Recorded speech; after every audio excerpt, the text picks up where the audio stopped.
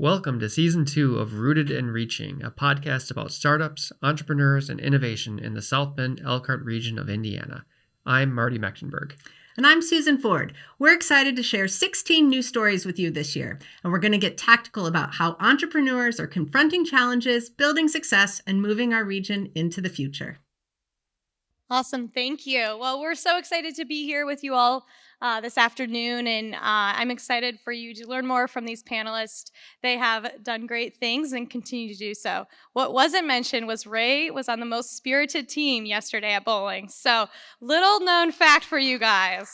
To kick it off, though, we're going to do a quick intro lightning round to learn a little bit more about them personally. So, Riley, what's your favorite restaurant in the South Bend Elkhart region? Well, it's not technically in South Bend, but I think my favorite restaurant in the broader region is Houndstooth up in Benton Harbor. It's a cool spot in an area that you wouldn't expect it. So it's kind of undiscovered a little bit, but now I just shared it with everyone, so you should check it out. All right, Josh, favorite place to visit in the South Bend Elkhart region?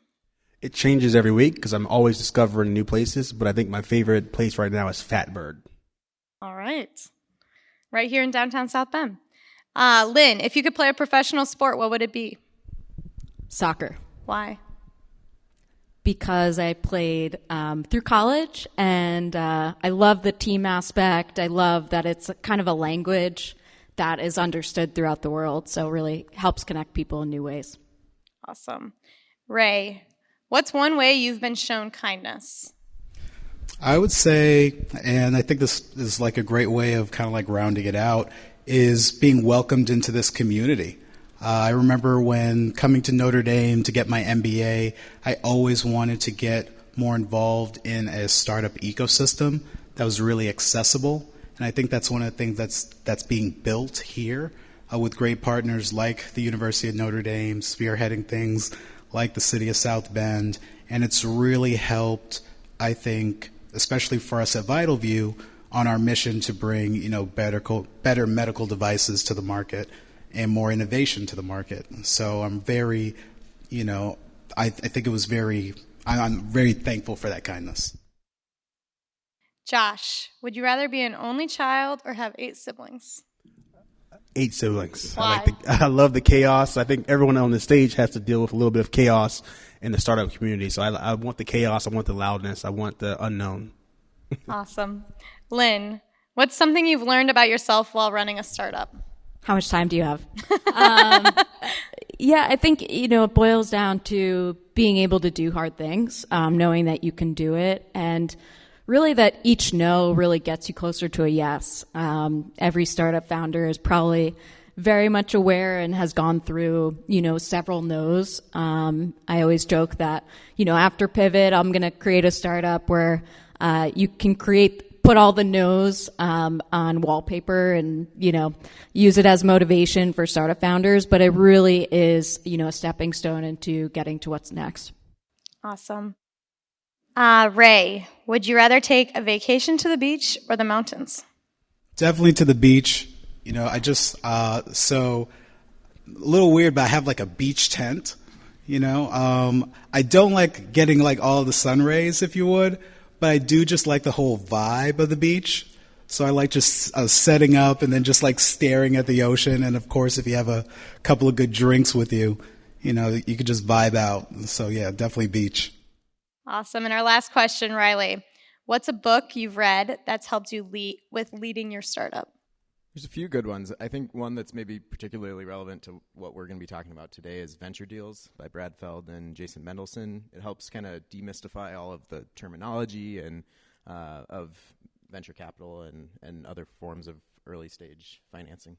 Awesome. Thank you. Well, now we'll get a little deeper into what we're here to talk about today was kind of their path to their startup and recent raises. So before we do that, I think it's important to understand a bit about your path to getting to leading your startup. So Riley, we'll start with you. Obviously a unique path, studying science in college and then transitioning to leading heARsight. Tell us a bit about how you came to wanting to start a startup and where you are today.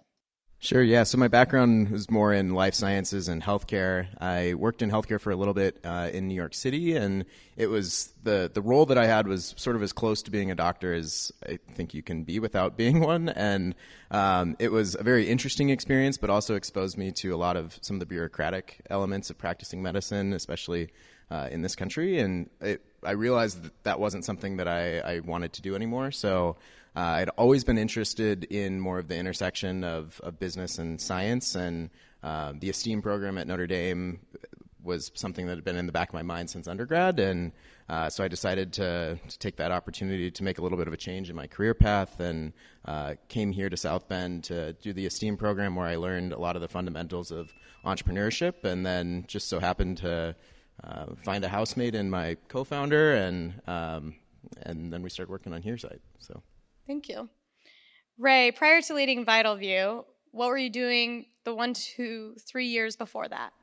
Yeah, so I was just getting my MBA here at Notre Dame, and then I started working as an entrepreneur in residence with Notre Dame's venture fund, Pit Road Fund.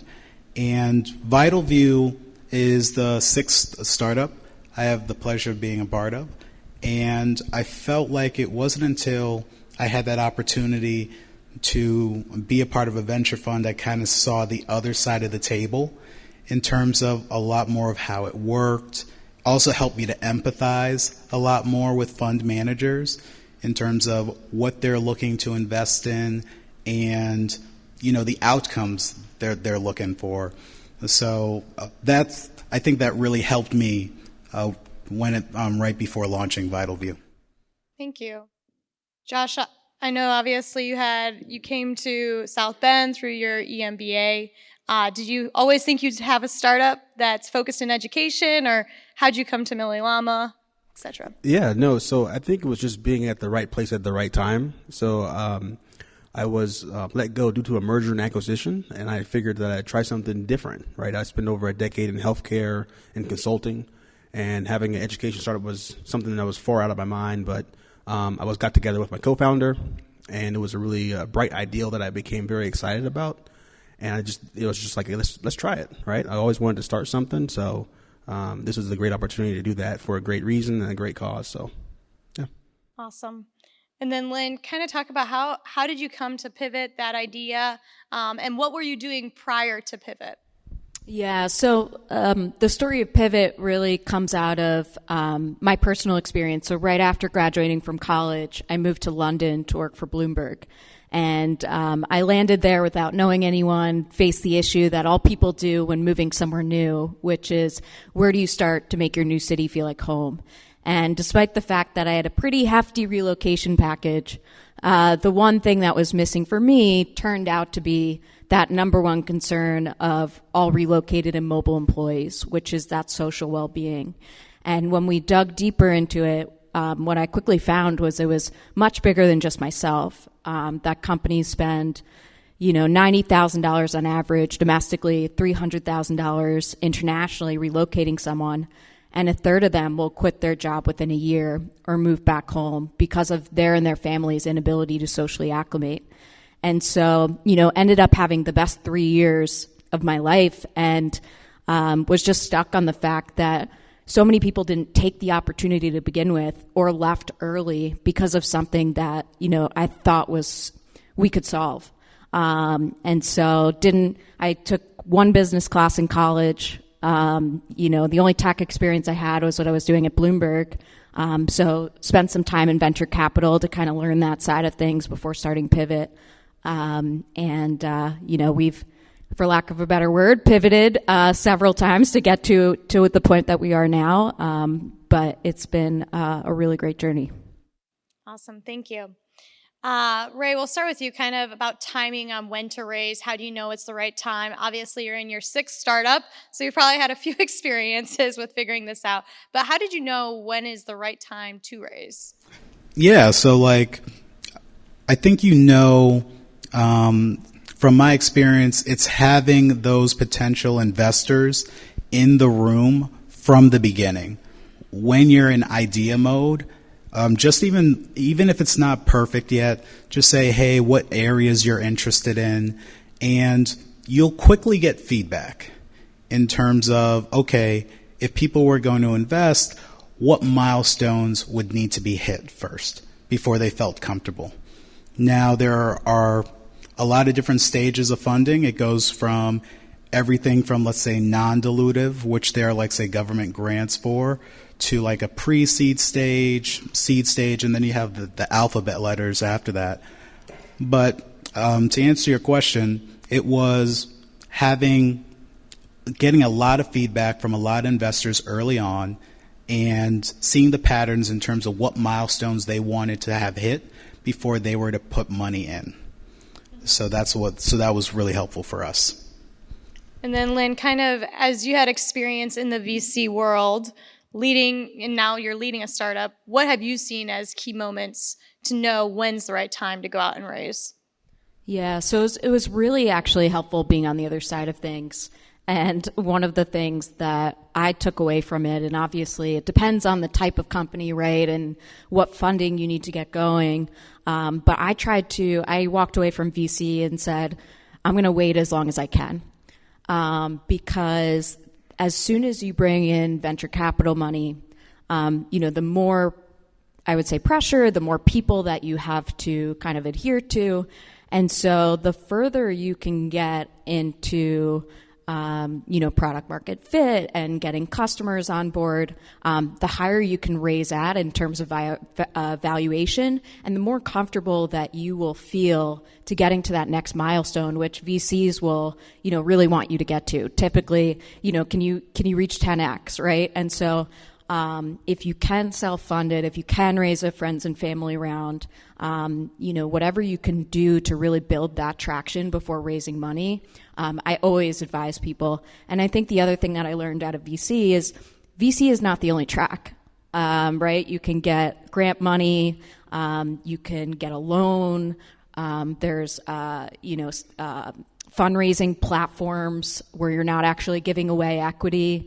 And so venture funding isn't for all startups. It's not for all businesses. You have to, look to be, a 100x type of company. And so really understanding what your vision is, and who you want to really support you and how, I think is really important. But we waited as long as we could, before we really needed the money to scale based on customer need. Awesome. And then Josh, I know you guys are in the midst of closing a pre-seed round. Kind of talk about how has Mili Llama been able to position itself to raise? What's that look like for you? Yeah, so I think the key factor for Mili Llama was identifying a very critical problem and then forming a unique solution set to address the problem. And then around that solution set, we're able to tell a unique story that gets people motivated about what we're trying to solve for.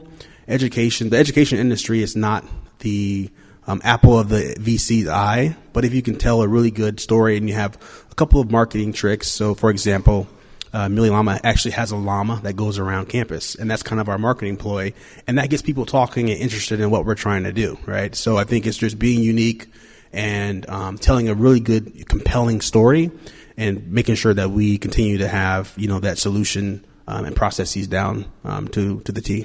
Who houses the llama?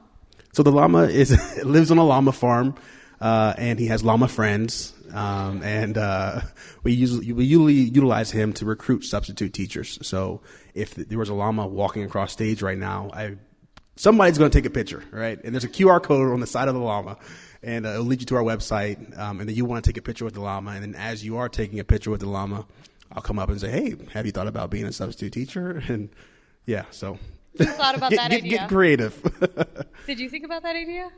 So my co-founder actually already had the llama beforehand, before we started the company. It's like, you have a llama, we have to use it for something, Makes sense. Riley, as you guys were closing your round for heARsight, kind of talk about what was most critical in positioning yourself to do so. Yeah, so I'd say it was kind of along the same lines as what Ray was describing. When we knew that we were going to need to raise to kind of validate and de-risk the technology a bit, at least to sort of a higher fidelity prototype level. And so with knowing that, and then we started to just have conversations around with prospective investors or, friendly investors that, weren't necessarily interested in investing in us, but just saying like, as an investor, what milestones would you need to see us hit in order to consider investing? And then we really just worked on hitting those milestones, and then kind of going back to everyone and saying like, this is what we've accomplished. Did we do enough? And that kind of came together. What are examples of a few milestones that these investors were recommending? Yeah, so I think it depends on your industry and stage. For us, a lot of it was there was a little bit of like technical validation. So we developed like a low fidelity prototype to really just show the concept could work, and not in the cleanest form factor, but that we could put subtitles in front of people in real time, and then a lot of customer validation to prove that people wanted that. Thank you. And obviously you all are very busy people, so as you're raising, it's probably pretty chaotic. But how do you, this next portion, we want to talk about, like, how do you not waste time when raising? Because I think it can get to be where there's, hey, follow this shining object or this one, and just try to create the milestones that people are talking about. But let's first talk about, when we were talking about this beforehand, we talked about the pros and cons of a pitch competition. Because some people could see it as wasting time. Sometimes you could see it as it's one of the best things for brand awareness, etc. So Josh, let's hear from you kind of the pros of a pitch competition, especially maybe right now in this market that we have. Yeah, so a lot of pitch competitions happen across the United States, and we try to take advantage of every pitch competition that we have the ability to take part of. And it's not so much about the capital, right? It's about getting the brand awareness and getting contacts. So every pitch competition that we participated in, recently we participated in the Rice Business Plan competition. We pitched at Bloomington. And it was about getting ingrained in the community and getting contacts to hopefully gain more customers, gain more advisors, and gain more of a network, right? So the pitch competitions, from our perspective, make sense, right? From our perspective of raising money and then getting the traction for, learning more about the network and the community. And Ray, I know you recently participated in Rally down in Indianapolis. Maybe you want to speak a bit more to kind of the pros of pitching in Rally for Vital View, et cetera. Yeah, definitely. I think one of the other benefits to the pitch competitions are it helps you really start to, like, say, fine-tune your pitch in, I would say, a short amount of time. Nothing makes it, I would say, puts the emphasis on things more than having to be in a crowded room and say, hey, you have 60 seconds to resonate with that audience, what you're building. And these aren't going to be VCs. These aren't going to be technical experts. You have to make it so that everyone just understands, okay, I get it. I think that's it helps with your storytelling. I think it also helps in terms of like a brand awareness. We are raising capital, here in Indiana. We're a South Bend based business. So a lot of the VCs, or I'd say strategic angels, or I would say potential first customers, they attend Rally, which happens every year in August. Highly recommended, by the way. And it helps to what Josh was saying in terms of building awareness of what you're doing, but also credibility and brand equity with some of those potential people that you will be asking for funds from. So you couldn't recommend it more. Awesome. Now, Riley, I know you guys obviously closed in December of 22, so a different market than we have now. Maybe talk a bit more about, what could be some cons to a pitch competition.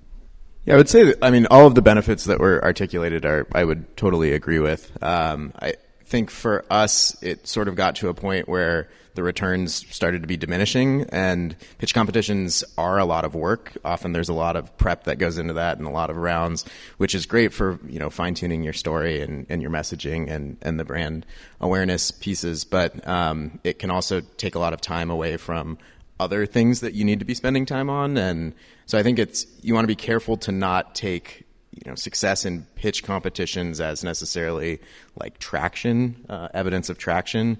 And so at some point you have to kind of balance the amount of time spent on different pitch competitions with actually building various aspects of the company.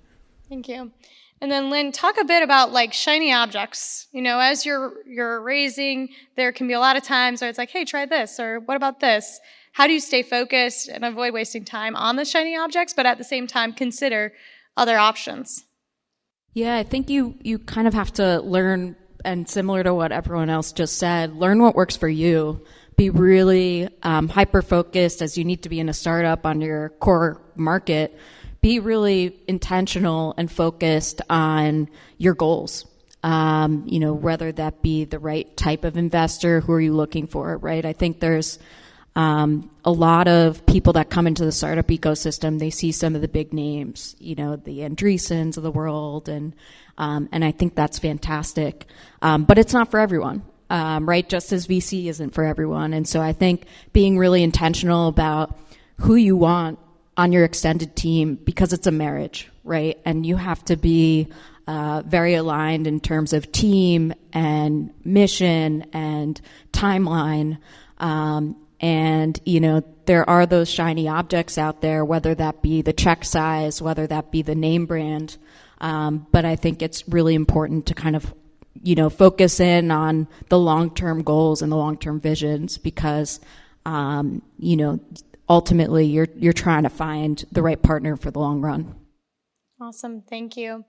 Now, Josh, as you guys are in the process of raising, what's been a critical moment for you during this time in raising? There's been so many critical moments, but I think the biggest one for Mili Llama was moving from the MVP stage over to the actual product, right? Finding the product market fit. And that was when we were able to be accepted into Techstars DC.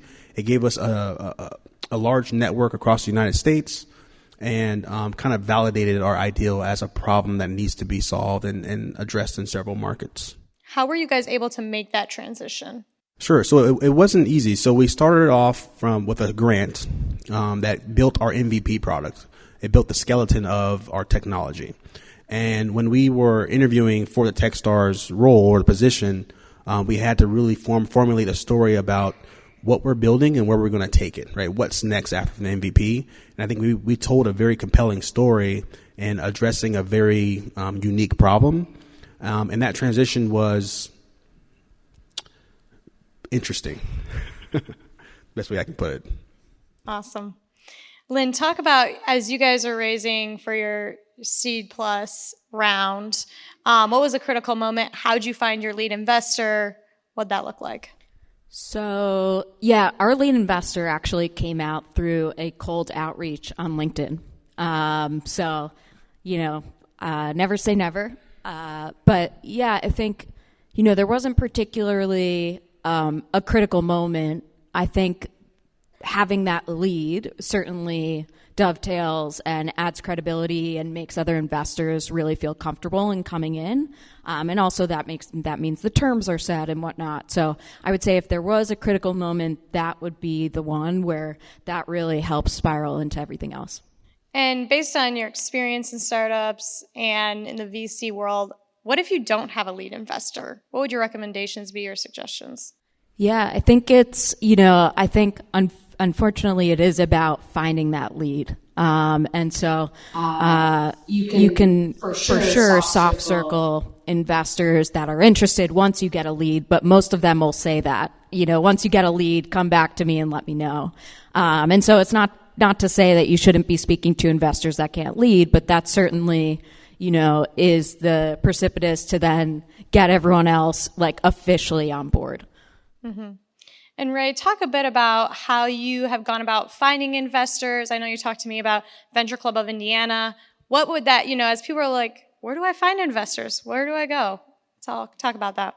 Yeah, I would say engaging with the local networks, especially if I were to think here in Indiana, for example, in our area, Notre Dame is building something I think pretty special with the Idea Center and the connections that they have.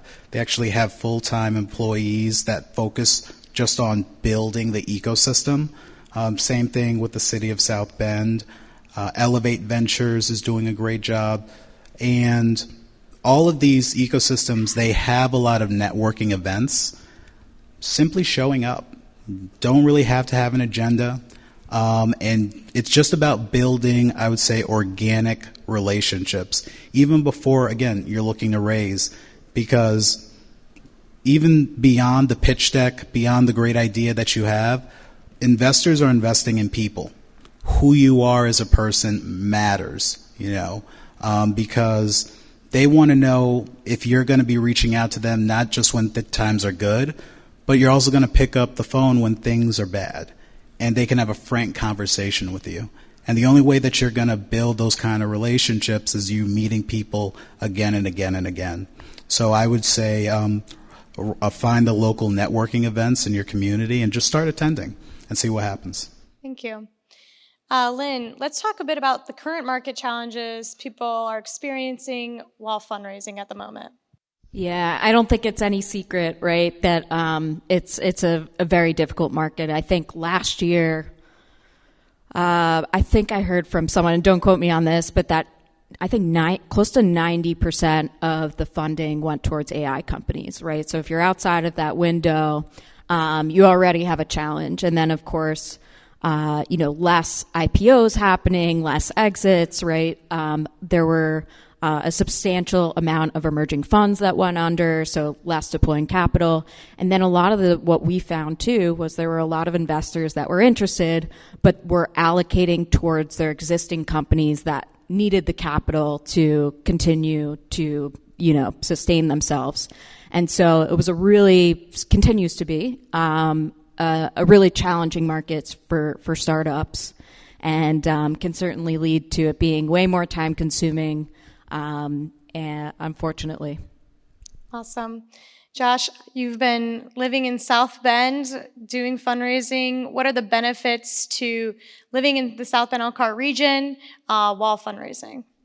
Yeah, so I think it's just getting kind of what Ray said, is getting that local network. I think that we were looking to solve a national problem when it's more of a community-based problem, right? I think that another critical point with Mili Llama was figuring out that you have your biggest cheerleaders where you are, right? Sometimes we look at the shiny lights in Silicon Valley or New York, but you can make your own Silicon Valley right here, especially if you have a community-based solution that utilizes the resources here. And so getting involved with the community, telling a compelling story again, but also just making sure that you have a laser focus on who can benefit from your solution and how do you capitalize on that locally. And I think that South Bend has something special going on because everyone here that I talk to is really a champion of helping people and helping them get to the next stage, whether that's an introduction to someone that they know or introducing them to a potential customer, or even if it is a no, it's a much nicer no than from New York or Silicon Valley, I would say. So I would say getting really ingrained in the local community is very beneficial, and it does something to your soul because entrepreneurship is very lonely at times. All right, our last question before we're going to open up to Q&A is, what's your number one advice to individuals as they start raising or in the process of raising? Riley, we'll start with you. I think it's really just like getting out and talking to people, right? So, having those conversations at networking events, leveraging whatever your personal networks might be. And even if you don't have, direct connections to who you think are the right people, asking people for those connections, and just kind of leveraging all of those different networks that you might have. Awesome. Josh? Yeah, I would think the best advice would be that you're going to receive 1,000 no's, but the one yes is going to mean so much more when you receive that yes. And no means no maybe. Lynn? I would say really look intrinsically within yourself as a founder or as an organization and really understand what type of company you want to build, right? I think we mentioned this earlier. Not all companies need to be VC backed, but also knowing what type of company you want to build is going to help you look for the right partners in, an angel or a venture capitalist. So I think kind of knowing that is really, really important. And then seeing what you can do as a team before you raise to set yourself up for success, whether that be credibility wise, right? Traction. I think, as you mentioned earlier, team is such an important part, especially at an early stage company. Is how do you build that credibility? How do you make yourself so that your team is the number one team to take this from zero to hero? And that can extend to advisors, right? And there's a lot that you can do internally once you know what type of company you want to build. Awesome. Ray.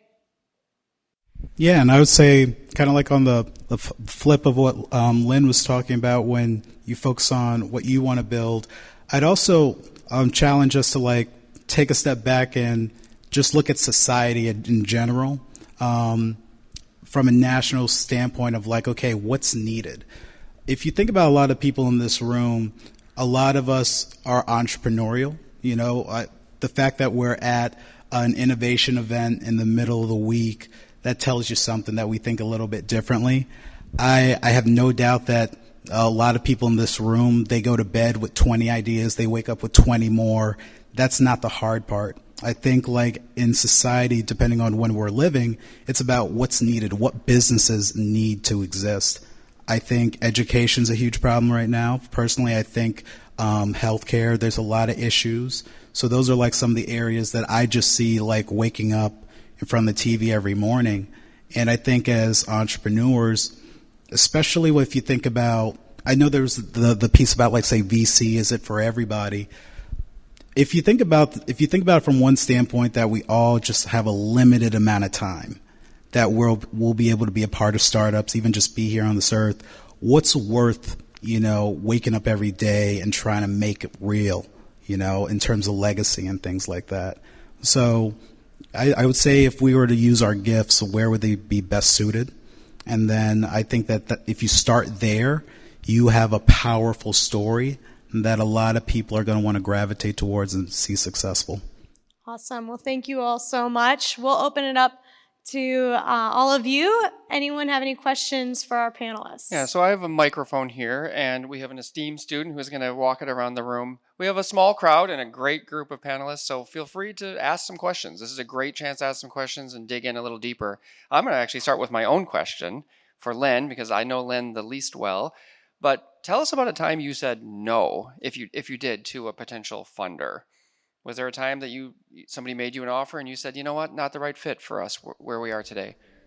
Yeah, and it was difficult, right? Because you know, as an organization and as a founder are so tempted by what the dollar amount, right, can do in terms of the growth of your company. But, you know, the time that I'm thinking of in particular just we didn't see eye to eye in terms of the vision of the company. I don't think that person really understood what we were trying to do. And most importantly, I don't think really believed in the team in the way that we needed them to believe in us. And so it was almost a gut call, but ultimately glad we took that route. And it's not an easy one, but it's an important one, because if you, as I mentioned, it's like a marriage. If you pick the wrong partner, right, it's going to stall the company. It could stall the leadership team. It can really do quite a bit of harm to where you want to be. So not necessarily related to fundraising, but how do you guys just upskill yourselves and learn how to do this? Because I feel like it's such a daunting process. And yeah, I think you're always going to be learning, and I think you learn the most from the mistakes. And you need to have a network around you that you could bounce these mistakes off of. As soon as you make a mistake, sometimes I call Ray, or I'll call somebody and say, hey, I screwed up. And what do you think, right? And you got to have an honest team around you to say, hey, yeah, you were wrong. You know, so I think you're always going to be constantly learning and those skills, and it's just going to be a learning process, right? I would just add to that, not being afraid to ask for help. I think one of the biggest strengths you can have as being a founder is knowing what you don't know, right? And you don't have to know it all. And it can actually be a detriment if you try to learn it all, right? And so where can you outsource? You know, I've always found, right, I got my lead investor on LinkedIn, reach out to people coldly and say, you know, I acknowledge that you're an industry leader in X, Y, and Z. Can I have 5 minutes of your time? And people are willing to help and get on a call, and it can be really, really valuable. Next question. I've got a comment and a question. One of the points that you've made is sort of the don't fall in love with all of the solicitation and presentations and trying to make the investment work when the business has so many fundamental needs. And that's certainly a challenge that I think you all expressed. And I really second that. But one question I would ask you, each of you is outgoing and kind of entrepreneurial in tone, but you're not afraid to reach out and talk and engage people, which is certainly a fundamental ingredient. I have a young colleague who is an absolutely brilliant electrical engineer, robotics guy, and he's very entrepreneurial in spirit, but he's fairly quiet and inward as a personality. What would you advise people with technical skills, with engineering skills, with skills that can be helpful to a venture when they're not outward looking or more timid about reaching out to people and networking? I think for me, I would say it's sort of along with the knowing what you don't know, but also maybe knowing like what your strengths are and what they aren't, and then building a team, whether it's, employees, co-founders, advisors, mentors, building that team around you to fill in a lot of those gaps. Personally, I'm, my co-founder is the technical co-founder, and I'm sort of everything else. And then, the pieces that I'm not especially great at are supported by the kind of broader network of mentors and advisors that we brought in, who might be, leaders, industry leaders, or experts in specific kind of skill areas.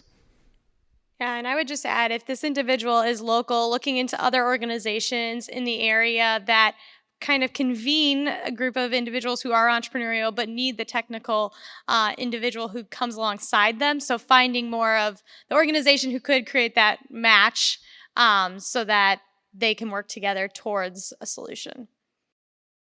One of the things that I'd go ahead and add there as well is if they're looking to break in, another way to break in would be a lot of these venture funds, such as Elevate Ventures here in Indiana. They have their own list of portfolio companies when you go to their website. The individual you're talking about seems like they have a great skill set and could potentially, instead of having to think about being a co-founder in the beginning, maybe it's great to just get some experience being an early employee at a company that is entrepreneurial. I think it's a great way of building your network, also seeing other people be successful, shadowing those co-founders as well. So when they are ready to go do their own thing, they have a lot more confidence built up. So for business owners, is there a metric that you all use to be able to gauge whether or not the business is going to need venture funding or whether they're going to need more access to capital? Because oftentimes when we've arrived at that place where we need capital, it's too late, right? So what do you utilize to gauge whether or not venture funding is appropriate for your business? I'll take a first stab there. One of the things I look at is start with the end in mind. So regardless of what industry you're in, it's always trying to find a benchmark of a company that's successful in that industry and how they go about it to get there. I remember at one point I had a coffee sleeve startup, if you would, and we were trying to do coffee sleeves, packaging goods. So I looked at some companies that had been successful in the space, and I had seen that those owners, the way they had done it is either business loans. They all had they came from money in some cases, so they were able to do it that way. That really didn't fit for me. I tried to go the venture route, but unfortunately, in the industry that I was in, there wasn't a lot of venture dollars in that space. So I think that those are some areas to think about. And then also where you're starting up the venture does matter as well. So for example, here in Indiana, some of the big industries here are healthcare, manufacturing. So those are going to resonate. If you go to, let's say, New York, for example, fintech is very big because all the big banks are located there. If you go down to Florida, hospitality is huge because all the hotel conglomerates are down there as well. And then Atlanta, entertainment, media, that's big. also. So those are some of the things that I think about. I would say, there's it's more of an art than a science. I think it depends on the business, but taking the venture capital hat on, like typically, you're looking to raise to fund your business for 18 months, right? So at the end of that capital raise, you have 18 months because what then comes in mind from a venture capital perspective is, and actually I would say in this market even more so, is that it's typically going to take you at least 6 months, right, to close the next round. And so that gives you about a year of focusing on your business before you have to start, raising your full time. And so, again, depends on the business, but, we always look at 18 months plus of projections, and, that shifts in slides and, right. And you can kind of play if, ands, or buts, in terms of hiring, in terms of, if this company comes on, then we're allowed to do this, and this will still allow us. But if you are looking to raise kind of venture capital, that's kind of the mindset that I would take. All right. We are going to have to end there. It is time. Thank you all so much for joining us today, and let's give a round of applause to our panelists.